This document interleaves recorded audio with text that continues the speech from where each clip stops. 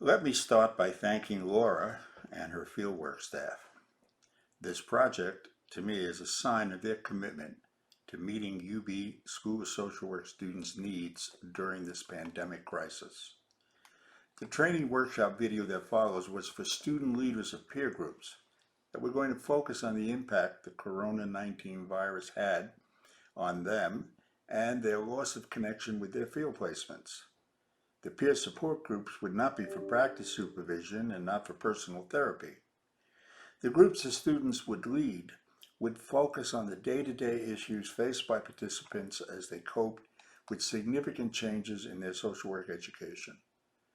The underlying assumption was that student participants could provide support for each other through this process of mutual aid, including the relief of simply finding they're all in the same boat and that other students shared their feelings and concerns.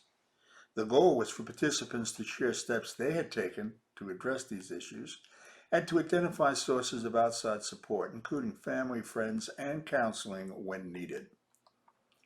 As we know from experience, simply bringing people together, even those that share common concerns, does not guarantee a successful peer support process.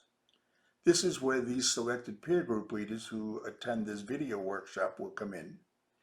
The workshop was designed to provide the peer group leaders with strategies and skills needed to contract with the support group members, to keep the work focused on the appropriate areas of discussion, to help individuals reach out for help and to help other group members to provide it, and to create a positive group culture. In the video that follows, I focus on the leadership role, including the unique aspects when the group leader is a peer. That's different from when the group leader is a supervisor.